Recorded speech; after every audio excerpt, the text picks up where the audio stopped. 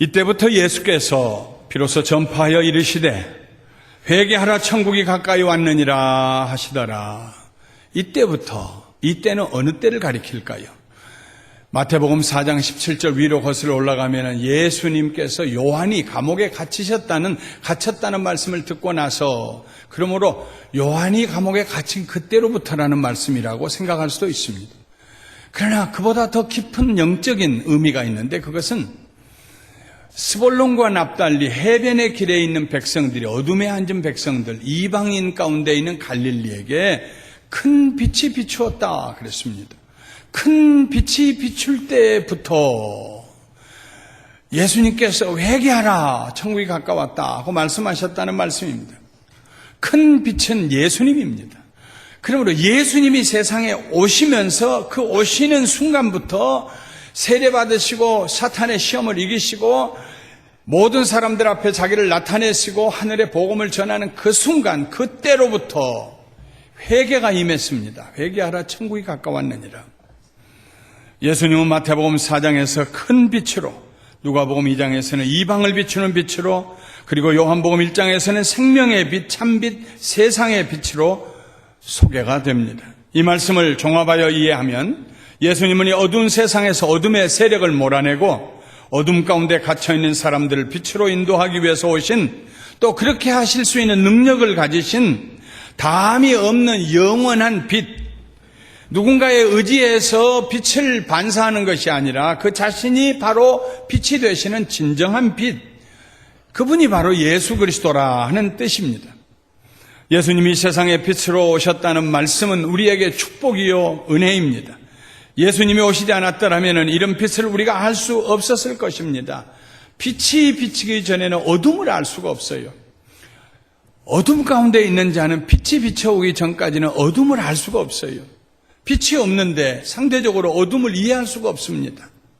그러나 일단 빛이 비추면은 아이고 여기가 어둡구나 하고 알게 됩니다.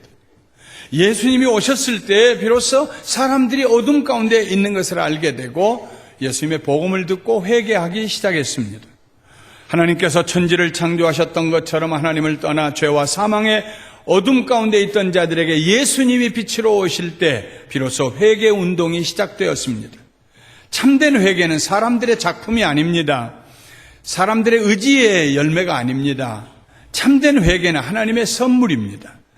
죄를 회개하는 일은 하나님의 은혜와 능력으로 되는 것이요, 죄를 회개할 때 회개하는 대상은 비록 우리가 손해를 끼쳤던 사람에게 보상을 해주고 원수되었던 사람과 화목할지라도 진정으로 가장 중요하게 먼저 회개해야 할 대상은 내가 죄인입니다, 내가 죄를 범했습니다 하고 회개해야 할 대상은 바로 하나님입니다.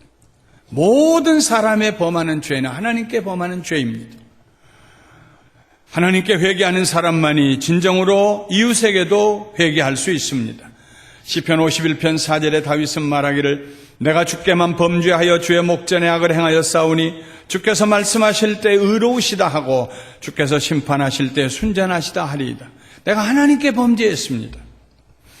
중풍병자 네 사람이 그들의 친구, 중풍병자의 친구 네 사람이 그 중풍병자를 메고 예수님이 계신 예수님의 집에 찾아와서 사람들이 많으니까 지붕을 뚫고 그 침상체에 예수님 앞에 내렸습니다.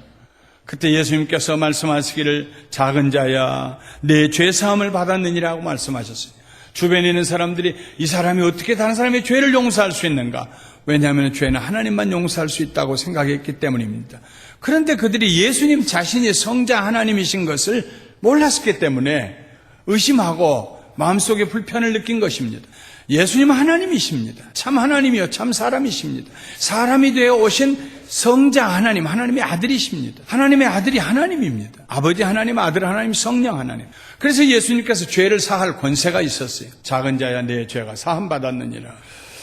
우리가 하나님께 회개할 때에 이 회개는 우리에게 엄청난 축복이 되는데, 하나님 앞에 회개하는 사람은 그 회개가 진정한 회개가 되기 위해서 세 가지 요소가 그 회개 속에 깃들어 있어야 합니다. 첫 번째 요소는 하나님의 심판에 대한 절대 동의입니다. 하나님께서 우리의 죄를 지적하시고 네가 죄를 범했다, 이것이 너의 죄다 하고 말씀하실 때 변명하지 아니하고 악유하지 아니하고 맞습니다. 그것이 내 죄입니다. 잘 보셨습니다. 내가 죄를 범했습니다 하고 하나님의 심판하심에 동의하는 것입니다. 재판관이 재판을 내릴 때 동의하는 것처럼 맞습니다. 제가 그 죄를 지었습니다 하는 것처럼 하나님의 심판에 동의하는 그것이 회개의 첫 번째 요소입니다. 성경이 말하는 죄의 본질은 모든 죄는 여기 와서 종합이 되고 연결이 되고 이해가 되는데요. 모든 죄의 본질은 교만입니다. 죄가 있는 곳에는 언제나 교만함이 있습니다. 교만이 들어올 때에 하나님에 대한 믿음이 신앙이 사라집니다. 불신앙이. 믿음이 사라질 때에 불순종이 따라옵니다. 하나님 말씀에 순종하지 않습니다. 하나님을 믿지 않냐니까 그 말씀에 순종할 수가 없어요. 그리고 이 불신앙과 불순종자 사이에서 완악함이라고 하는 자녀가 출생합니다. 인간이 하나님께 범한 최초의 죄가 창세기 3장 1절 이하에 기록되어 있습니다. 기록하기를 뱀은 여호와 하나님이 지으신 들짐승 중에 가장 간교하니라. 뱀이 여자에게 물어 이르되 하나님이 참으로 너희에게 동산 모든 나무의 열매를 먹지 말라 하시더냐. 뱀이 간교했습니다. 뱀이 영리했습니다. 어떻게 하면 사람을 유혹해서 죄를 범하게 할 수 있을까? 포인트를 알았습니다. 약점을 알았습니다. 그것이 뱀의 사탄의 간교함입니다. 인간의 약점이 무엇일까요? 하나님께서 사람을 지으실 때에 시편 8편 5절에 다윗은 말하기를 하나님보다 조금 못하게 지으셨다고 그랬어요. 저런 다른 피조물들 토끼나 사자나 말이나 돼지나 개나 이런 비슷한 존재로 지으신 것이 아니고 월등한 존재로 지으셨는데 하나님의 형상과 모양으로 지으셨는데 하나님의 성품을 같이 나눌 수 있도록 지으셨는데 하나님의 지혜를 주시고 하나님의 의로움을 주시고 하나님의 아름다움을 주시고 미래를 생각할 수 있게 하시고 계획하게 하시고 하나님께서 사람에게 모든 다른 짐승들에게 피조물에게 주지 아니하신 최고의 선물을 주셨는데 그것들을 아울러서 다윗은 고백하기를 하나님께서 사람을 하나님보다 조금 못하게 지으셨다고 그랬어요. 하나님보다 조금 못하게 지으셨어요. 그러니까 사람은 대단한 존재입니다. 대단한 존재입니다. 사탄은 그 하나님보다 조금 못하게 지으신 사람에게서 그 조금 못했다는 것에 인간이 넘어질 수 있는 약점이 있다는 걸 알았어요. 그래서 거기를 와서 건드립니다. 뱀에게 와서 뱀이 여자에게 와서 말합니다. 하나님이 참으로 너희에게 동산 모든 나무 열매를 먹지 말라 하시더냐? 여자가 뱀에게 대답합니다. 동산 나무의 열매를 우리가 먹을 수 있으나 동산 중앙에 있는 나무의 열매는 하나님의 말씀에 너희는 먹지도 말고 만지지도 말라. 너희가 죽을까 하노라 하셨느니라. 그때 뱀이 단호하게 말합니다. 너희가 결코 죽지 아니하리라. 너희가 그것을 먹는 날에는 너희 눈이 밝아져 하나님과 같이 되어 선악을 알 줄 하나님이 아시기 때문이다. 그걸 먹으면 하나님보다 너희가 조금 못하게 지음받았는데 그것만 먹으면 너희가 하나님같이 된다. 하나님하고 똑같이 된다. 그래서 선악을 알게 될까 싶어서 하나님이 못 먹게 하신 것이다. 선악을 알게 하는 것. 그것이 아마도 그 인간 아담과 하와에게 소망이었을지도 몰라요. 어느 길로 가야 성공하는지, 어느 길로 가면 실패할 것인지, 무엇을 해야 할 것인지. 좋은 것, 선은 좋은 것입니다.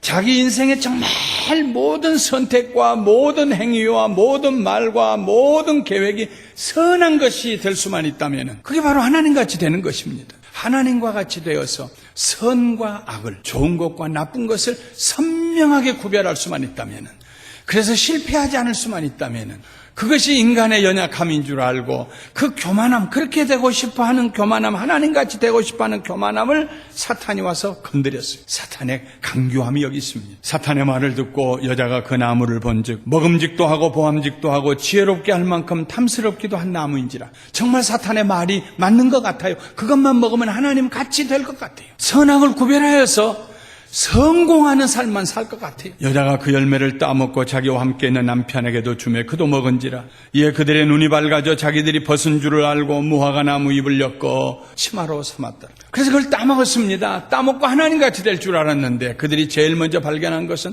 자기네들의 부끄러움이었어요. 수치스러움이었어요. 무화과 나무 잎으로 자기네들의 몸을 가리고 숨었습니다. 하나님과 같이 되기로 마음먹은 그 교만함이 아담과 하와를 범죄하게 했습니다. 교만이 그들의 마음을 지배하고 유혹하자 하나님은 선하시다 하는 그 믿음에 금이 갔습니다. 불신앙, 믿지 않음. 하나님의 선하심에 대한 믿음이 사라지니까 하나님 말씀을 순종하지 않았습니다. 먹지 말라는 선과학을 알게 하는 열매를 따먹었습니다. 그러자 그들에게서 완악함이 태어났어요. 목이 곧은 거만하고 고집세고 자기의 잘못을 인정하지 아니하는 완악함이 hardness, 완악함이 태어났습니다. 하나님께서는 이스라엘 백성들을 가리켜서 목이 곧은 백성이라고 그랬어요. 목을 숙일 줄 모르는, 고개를 숙일 줄 모르는, 그건 내 잘못입니다, 제가 잘못했습니다 하고 말할 줄 모르는, 교만에게서 불신앙이 나오고 불순종이 나오고 불신앙과 불순종 사이에서 완악함이 나와요. 놀라운 일은요, 창세기 3장을 자세히 읽어보면은 하나님이 그들을 찾아갔을 때 변명하고 블레임하는 것으로 끝납니다. 아담은 하나님이 만들어주신 저 여자 때문에 내가 그걸 먹었습니다. 여자와 하나님을 블레임했어요. 하와이에 가서 하나님이 왜 그것을 먹었느냐 하니까 하나님이 만들어 놓으신 뱀에게 내가 속아 넘어가서 먹었습니다. 창세기 3장을 어디를 읽어봐도 한마디라도 우리가 잘못했습니다 하는 말이 하나도 없어요. 우리가 잘못했습니다 한마디도 없어요.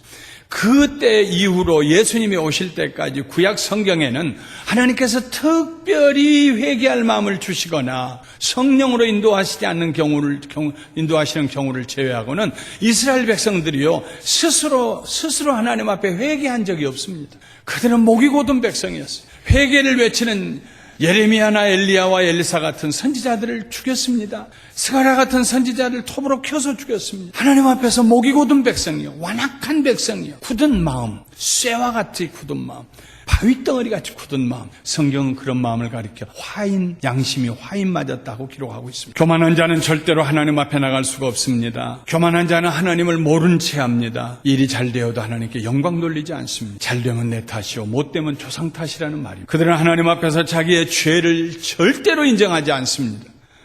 그들은 언제나 하나님과 같이 될 수 있다고 꿈을 꾸고 있는 사람들입니다. 그러나 하나님께서는 교만한 자를 반드시 심판하십니다. 잠언 16장 5절에 물은 마음이 교만한 자를 하나님께서 미워하시나니 피차 손을 잡을지라도 벌을 면하지 못하리라. 예수님께서 이 세상에 오실 때 참빛으로, 큰 빛으로, 생명의 빛으로 이 세상에 오실 때에 예수님이 오셔서 그 빛을, 말씀의 빛을, 성령의 빛을 사람들의 마음에 비춰주실 때에 제일 먼저 일어나는 일이 무엇이냐면 내가 죄인입니다 하는 걸 깨닫는 것입니다. 교만이 산산조각이 납니다. 예수님과 함께 깊은 곳으로 가서 그물을 던져 고기를 잡았던 베드로가 갑자기 몸을 돌려 그 고깃덩 꿇고 앉아 선생님 나를 떠나소서 나는 죄인으로소이다 하는 것과 같은 빛이 비칠 때에 만물이 보여지는 것처럼 자기 속에 교만함이 보입니다. 하나님의 은혜입니다. 큰 빛으로 생명의 빛으로 우리에게 오신 예수님, 그 예수님을 만날 때에 우리의 마음속에 하나님께서 우리를 향하여 하시는 말씀, 너는 죄인이다, 너는 교만한 죄를 지었다, 내가 죄 가운데 있다 하는 하나님의 선고를 변명하지 아니하고 블레임하지 아니하고 맞습니다, 나는 죄인입니다 하고 얘기합니다. 무릎을 꿇게 됩니다. 완악함이 사라집니다. 부드러운 마음을 가지게 됩니다. 자기가 교만함으로 인하여 얼마나 불신앙했고 얼마나 불순종했는가를 인정하게 됩니다. 그리고 자기의 가슴을 치며 자신의 완악함을 회개하게 됩니다. 자기의 가슴을 치며. 이런 회개는 사람의 작품이 될 수가 없습니다. 하나님의 선물입니다. 하나님의 은혜로 이런 회개를 할 수 있습니다. 진정한 회개의 제일 첫째 요소는 하나님이 우리를 향하여서 우리의 교만함을 지적하시고 우리의 죄를 지적하시고 너는 죄인이다 하시고 심판하실 때에 두말하지 아니하고 맞습니다, 나는 죄인입니다 하고 하나님의 심판에 동의하는 것, 그것이 진정한 회개의 첫 번째 요소입니다. 두 번째 요소는 하나님의 구속에 대한 절대 믿음입니다. 우리 자신이 교만하다는 사실을 알고 하나님의 심판이 정의로우시다는 사실을 인정하며 회개한다고 해서 우리의 회개가 완성되는 것은 아닙니다. 문제가 해결되는 것도 아닙니다. 재판관이 재판을 해서 형벌을 내릴 때, 몇 년 동안 감옥에 가둘 때, 그것은 돈으로 환산할 수 있는 죄값입니다. 하루에 예를 들면 10,000원씩 계산해서 1,000만 원의 벌금이다. 재판관이 1,000만 원이라면은 10,000원씩 계산해서 하루 감옥에서 사는 것이 10,000원씩 탕감해 간다면은 1,000날을 살아야 하는 거예요. 3년 형기입니다. 그런데 이 세상의 모든 죄는 몇 년 살면은 다 죄값을 갚을 수 있게 됩니다. 근데 하나님 앞에서 우리가 죄를 범한 그 죄값은 돈으로 갚을 수 있는 것이 아닙니다. 중노동을 해서 갚을 수 있는 것도 아닙니다. 그 죄값은 죽음이기 때문에, 죄값은 사망이기 때문에, 그 죄값을 갚으려면 죽어야 해요. 감옥에 갇혀 몇 년 동안 갇혔다가 나와서 갚을 수 있는 게 아니에요. 친척들에게 돈을 모아가지고 돈을 교회에다 헌금해서 갚을 수 있는 게 아니에요. 모든 사람이 죄를 범하였고 그 죄값은 사망이다. The wage of sin is death. 죄값은 사망이다. 이것이 성경이 우리에게 가르쳐준 진리입니다. 누가 이 사망이라고 하는 죄값을 지불할 사람이 누가 있습니까? 없어요. 그런데 하나님의 아들 예수님이 세상에 사람이 되어서 오셔서 우리를 대신해서 죽으셨습니다. 아무 죄 없는 그분이 죽으심으로 그분의 죽음이 내 죽음이 될 수 있었어요. 속량하셨어요. 대신 지불해 주셨어요. Redemption. 대신 지불해 주셨어요. 내 죄값을. 그의 죽으심이 내 죽음이 되셨어요. 하나님이 그걸 인정해 주셨어요. 그의 아들이 십자가에 죽으시면서 내가 김영길이를 위해서 죽습니다. 죽으셨어요. 하나님께서 그 죽음이 내 죄값으로 내가 죽어야 할 죽음으로 대신 지불된 것을 하나님이 인정해 주셨어요. 제 죄뿐만 아니라 여러분 우리 모두의 죄를, 대속의 죄입니다. 십자가입니다. 로마서 3장 23절과 24절에 모든 사람이 죄를 범하였으며 하나님의 영광에 이르지 못하더니 그리스도 예수 안에 있는 속량으로 말미암아 하나님의 은혜로 값없이 의롭다 하심을 얻은 자가 되었느니라. 예수 그리스도께서 우리를 속량하시기 위해서 종을 돈 주고 사서 자유하게 하는 것처럼 우리를 속량하시기 위해서 그가 대신 죽으셨기 때문에 하나님의 은혜로 우리가 값없이 하나님 앞에 의롭다 하심을, 죄 없다 하심을, 죄 용서받음을 하나님 앞에 받았다 하는 말씀입니다. 로마서 5장 8절에 우리가 아직 죄인 되었을 때 그리스도께서 우리를 위하여 죽으심으로 하나님께서 우리에 대한 자기의 사랑을 확증하시고, 우리가 아직 죄인이었을 때 그의 아들을 우리를 대신하여 죽게 하심으로, 우리가 죽어야 할 자리에 우리 대신 죽게 하심으로, 그 말입니다. 이것이 기독교의 진리 중에 진리입니다. 예수님을 믿는다는 말씀은 내가 죽어야 할 자리에서 나 대신 죽으셨습니다. 그 믿음을 갖는다는 말입니다. 그 믿음을 가질 때에 우리의 회개가 진정한 회개가 되는 두 번째 요소가 성취되는 것입니다. 그 믿음이 없이는 아무리 후회하고 단식하고 그래도 그건 진정한 회개가 될 수 없어요. 진정으로 회개하는 사람은 이 사실을 믿습니다. 나는 내 죄로 인하여 죽어야 할 존재라는 사실을 믿습니다. 예수님이 나를 위하여 대신 죽으셨다는 사실을 믿습니다. 하나님께서 예수님의 죽으심을 나의 죽음으로 인정해 주셨다는 사실을 믿습니다. 그러므로 내 죄값이 다 지불되었다, 십자가에서, 이 사실을 믿습니다. 이것이 진정한 회개의 두 번째 요소입니다. 그러나 거기서 다 끝나진 않아요. 진정한 회개의 세 번째 요소는 하나님의 용서를 감사함으로 받아들이는 것입니다. 아무리 하나님께서 용서하시고 예수님이 나 위해 죽으셨다고 그래도 하나님 앞에서 겸손한 척하면서 아이고 하나님, 나는 너무나 큰 죄인이에요. 하나님도 날 용서 못 하실 거예요. 예수님이 십자가에 죽으신 것도 내 죄를 다 용서하고 나는 엄청난 죄인이에요. 하나님 앞에 겸손한 것처럼 우는 소리를 하고 그러지만 사실은 그 마음에 교만함이 있기 때문에 어떻게 해서라도 자기가 올바르고 의롭게 살아서 하나님 앞에 내 힘으로 내가 의롭게 되었다고 자랑하고 싶어서 교만함이 그 자리에 자리 잡고 있기 때문에 하나님의 용서를 받아들이지 못합니다. 정말 회개함으로 교만이 깨어진 사람은 하나님이 그 아들을 나 대신 죽게 하심으로 내 죄값을 내가 다 받았다. 죄값이 치루어졌다. It is paid off. 헬라어로 테텔레스타이. 완료가 되었어요. 다 지불되었다. 그때 우리가 믿음으로 하나님 감사합니다. 나 같은 죄인의 죄도 용서하시고 예수님의 죽으심으로 내가 죽지 않고 살 수 있고 하나님 앞에 의롭다함을 얻은 거 감사합니다. 하나님의 용서를 내가 받아들입니다. 나는 용서받은 사람입니다.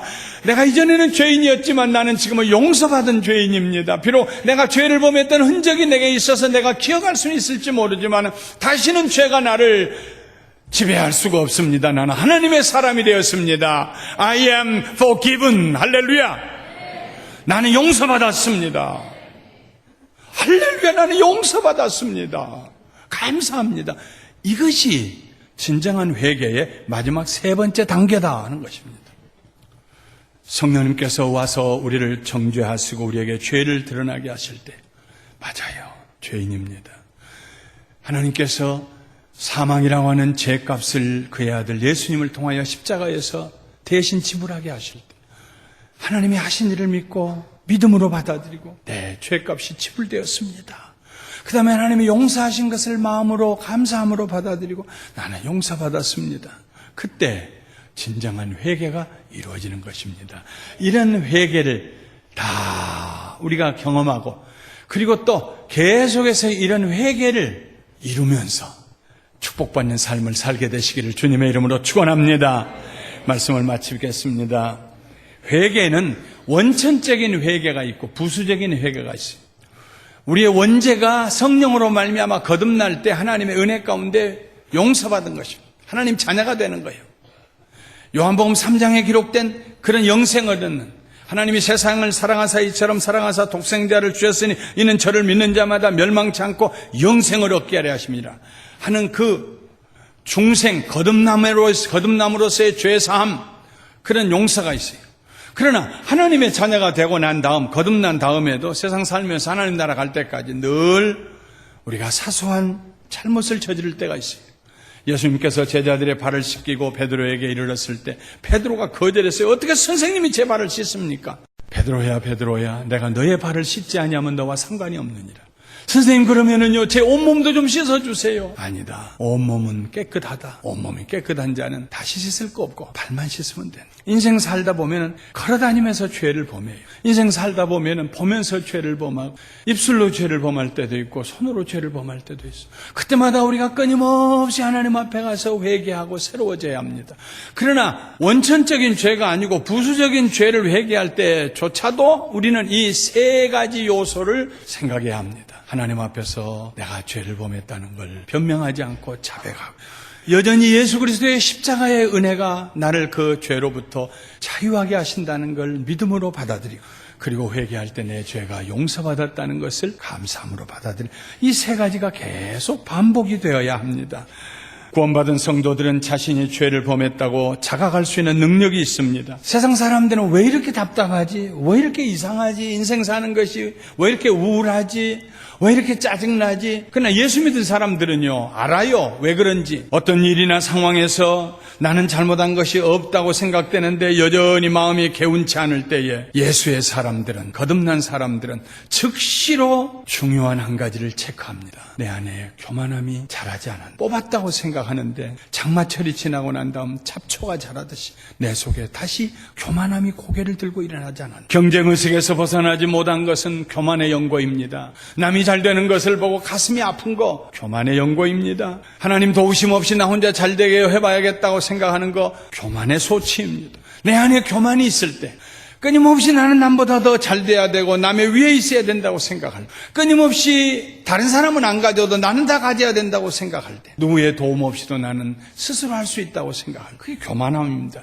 교만함은요 지난밤에 밀가루 반죽에다가 누룩 조각 조그만 걸 넣은 것과 마찬가지여서 순식간에 가슴에 차고 터질 것처럼 불어오릅니다. 순식간에 교만하게 됩니다. 예수의 사람들은 성령으로 인도하심을 받는 사람들은 일이 어렵고 답답할 때 즉시로 자기 속에 내 안에 교만함이 있는가 살피는 사람이에요. 다윗이 그렇게 살았어요. 시편 32편 3절부터 5절에 보면은 내가 입을 열지 아니할 때에 종일 신음함으로 내 뼈가 쇠하였도다. 주의 손이 주야로 나를 누르시오니 내 진액이 빠져서 여름 가뭄에 마름같이 되었나이다. 내가 이르기를 내 허물을 여호와께 자복하리라 하고 주께 내 죄를 아뢰고 내 죄악을 숨기지 아니하였더니 곧 주께서 내 죄악을 사하셨나이다. 비가 오지 아니하여서 땅바닥이 갈라지는 것처럼 쩍쩍 갈라지는 것처럼 마음이 메말라요. 누군가 손으로 누르는 것처럼 답답해요. 왜 이럴까? 왜 이럴까? 다윗은 쾌락을 쫓지 않았습니다. 사람들 데려다 노래하게 해라. 광대들을 불러다 나를 좀 웃기게 해라. 나를 즐겁게 해라. 내 마음을 상쾌하게 해라. 그러지 않았어요. 그럴 때 다윗은 즉시로 하나님께 나갔습니다. 자기 마음을 살폈습니다. 자기 속에 있는 허물을 발견했습니다. 자기 속에 다시 싹트고 움트는 교만을 보았습니다. 그리고 하나님께 회개하였더니 그 죄악을 숨기지 아니하였더니 하나님이 내 죄를 사하셨다. 그 뒤로 오는 게 무엇이겠습니까? 시원함입니다. 자유함입니다. 로버트 하디라고 하는 선교사님이 계셨어요. 한국에서 선교하셨던 분입니다. 1865년에 태어나 1949년에 세상을 떠나신 분입니다. 그는 의사였습니다. 선교사로 나와서 대단히 성실하고 의지가 강한 사람으로서 한국 사람들에게 복음을 전하고 성경을 가르쳤습니다. 그런데 그의 앞에 지속적으로 분명하게 확실하게 회개하고 깨진 예수님을 믿는 성도가 한 사람도 안 보이는 거예요. 열매가 없었습니다. 깊은 좌절감이 밀려왔습니다. 그러던 중에 1903년 원산에서 열린 선교사들 모임 수련회에서 말씀을 전할 책임을 맡게 되었어요. 그래서 말씀을 전할 준비를 하다가 성령님의 역사를 체험하게 됩니다. 성령님께서 하디에게 물으셨어요. 네가 한국 사람들에게 그렇게 열심히 희생하면서 복음을 전하는데 진정한 회개의 열매를 보지 못하는 이유가 무엇인 줄 아느냐? 한국 성도들에게 진정한 회심의 열매를 얻고자 하는 너의 동기도 옳고 열심히 성경을 가르치는 것도 좋지만은 내 힘으로, 내 스스로의 힘으로 그것을 할 수 있다고 생각하는 교만함이 너의 문제인 걸 아느냐? 성령님의 감동하심 가운데 하디 선교사는 깊은 깨달음을 가지고 회개했습니다.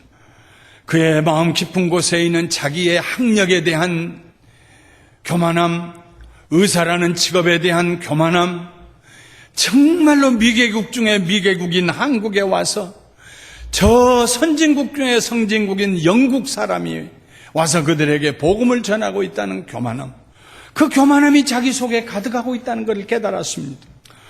그가 얼마나 차갑고 쌀쌀했던지 그에게 치료를 받으러 왔던 사람들이 한 번 그 앞에 오면은요 다시 오고 싶은 마음이 없었어요. 그래서 한 번 더 치료받고 두 번 오시오, 세 번 더 와야 됩니다 해도 아이고 다 나았습니다 하고 다시 찾아오지 않았어요. 아프면서도 하디 선교사에게만 오면은 가슴에 상처가 되니까 그 교만 앞에서, 그 쌀쌀한 앞에서, 그 퉁명스러움 앞에서 성령님께서 그것을 깨닫게 해주셨습니다. 하디 선교사님은 이렇게 고백합니다. 성령인에게 오셨을 때 성령의 첫 번째 요구는 교인들 앞에서 내 과거의 실패와 그 원인을 자백하라는 것이었다. 이것은 매우 고통스럽고 수치스러운 일이었다. 그러나 하디 선교사님은 성령님의 음성에 순종했습니다. 선교사 수양회에서 말씀을 전하는 동안에 내내 흐느껴 울면서 왜 내가 이렇게 수고했는데 선교의 열매가 없는 줄 아십니까? 내 교만 때문입니다. 나는 교만한 사람입니다. 내 학력과 내 출신과 내 직업을 교만하게 생각했습니다. 나는 하나님을 의지하지 않았습니다. 하나님의 사랑을 전하지 않았습니다. 나는 교만한 사람입니다. 자신의 교만함과 강팍한 믿음이 부족한 연고라고 회개했습니다. 공개적으로 통회하고 자복했습니다. 하디의 고백을 들은 동료 선교사님들이 같이 울면서 가슴을 치며 회개하기 시작했습니다. 우리가 이 미개국에 와서 우리는 대단한 곳에서 온 사람들인 것처럼 교만했습니다 하고 회개했습니다. 하디 선교사님들은 한국 교인들 앞에 서서도 자기의 교만한 죄를 낱낱이 고백하고 눈물로 참회하고 회개했습니다. 한국 교인들이 하디 선교사님의 고백을 듣고 큰 충격을 받았습니다. 마음을 열기 시작했습니다. 어떤 장로님은 교인들의 물질을 훔쳐간 거, 고리대금을 한 거 회개를 하고 눈물로 가슴을 쳤습니다. 교인들이 회개운동 회개하기 시작했습니다. 그것이 기독교 세계 역사에 기록된 유명한 1907년 평양 대부흥운동의 시초가 되었습니다. 사랑하는 성도 여러분, 우리 감사교회 성도님들은 늘 회개하기를 기뻐하는 성도님들이 되시기를 주님의 이름으로 축원합니다. 왜냐하면 회개하는 것이 축복이기 때문입니다. 회개하고 나면 억눌림에서 자유하게 됩니다. 회개하고 나면 상처가 치료받고 아픔이 사라집니다. 회개하고 나면 하나님의 집에 천국에 거하게 됩니다. 회개하고 나면 영혼의 기쁨과 즐거움이 충만해집니다. 회개하고 나면 생명의 능력이 나타나요. 복음 전도의 능력이 나타나요. 섬김의 열매가 나타나요. 하나님께 받은 생명 시간 안에서 하나님의 나라를 위해서 위대한 일을 할 수가 있습니다. 회개하고 나면은 우리는 자유하게 됩니다. 선을 행하기에 합당한 사람이 됩니다. 이렇게 날마다 회개하고 회개하는 걸 즐거워하시고 회개할 수 있는 축복 가운데 거하시기를 예수님의 이름으로 축원합니다.